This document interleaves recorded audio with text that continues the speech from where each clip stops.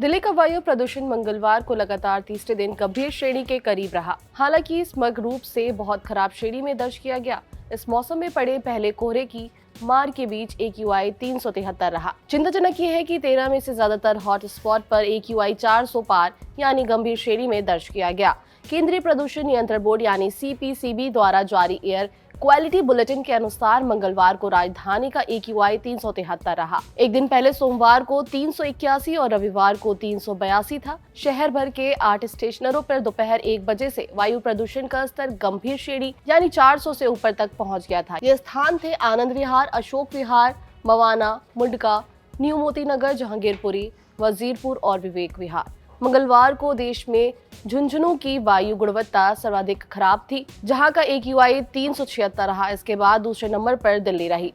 CPCB के अनुसार मंगलवार को दिल्ली में प्रमुख मेजर पॉल्यूटेंट 2.5 और PM10 थे। Decision support system IITM Pune के अनुसार मंगलवार को दिल्ली के प्रदूषण में वाहनों के उत्सर्जन का सबसे बड़ा योगदान था, जो लगभग 10.7% था। यह अनुमान लगाया गया है कि अगले 2 दिनों में दिल्ली के प्रदूषण में भी वाहनों का उत्सर्जन शीर्ष योगदान करता रहेगा, जिसकी अनुमानित हिस्सेदारी लगभग 13% होगी। परिवहन के अलावा दिल्ली के प्रदूषण में अन्य योगदान पराली का धुआं भी शामिल है। आंकड़ों से पता चलता है कि सोमवार को पंजाब में पराली जलाने से 263, हरियाणा में 13 और उत्तर प्रदेश में 84 घटनाएं दर्ज की गई हैं। Council in energy, environment and water के सीनियर प्रोग्राम लीड अभिषेक कहते हैं, पंजाब और हरियाणा जैसे दिल्ली की तरफ हवा के बहाव वाले राज्यों में पराली जलाने के मामलों में बढ़ोतरी के कारण आने वाले दिनों में वायु गुणवत्ता की समस्या बनी रहेगी।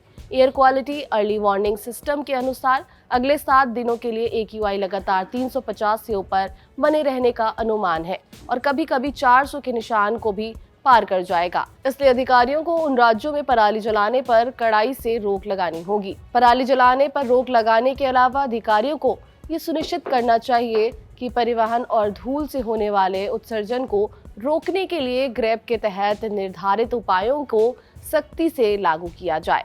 मंगलवार को शहर में इस सर्दी के मौसम का पहला कोहरा भी देखने को मिला।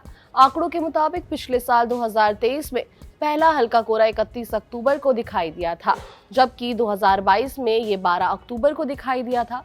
मौसम विभाग के एक अधिकारी ने बताया है कि हवा की गति, नमी, कम तापमान और प्रदूषक कारण सतह के पास कोहरे के निर्माण में योगदान करते हैं। जब प्रदूषण का स्तर पहले से ही अधिक होता है तो ये कोहरा स्मॉग बन जाता है। प्रदूषक तत्व नमी के साथ मिलकर विजिबिलिटी को कम कर देते हैं। मंगलवार को शांत हवाओं के कारण सफदरजंग में दृश्यता गिरकर 800 मीटर रह गई। मौसम विशेषज्ञों का कहना है कि अभी तापमान इसी तरह बना रहेगा और नवंबर के दूसरे सप्ताह के अंत तक इसमें गिरावट की उम्मीद नहीं है।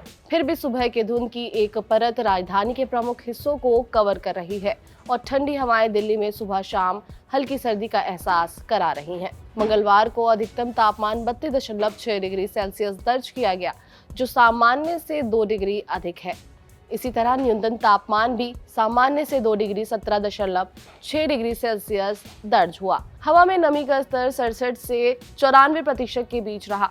मौसम विभाग ने बुधवार को सुबह हल्का कोहरा, रात के समय धुंध और दिन में आसमान साफ रहने का अनुमान लगाया है। अधिकतम न्यूनतम तापमान क्रमशः 33 और 17 डिग्री सेल्सियस रहने की उम्मीद है। तो इस वीडियो में इतना ही। देश दुनिया की तमाम बड़ी खबरों के लिए देखते रहिए जागरण न्यूज।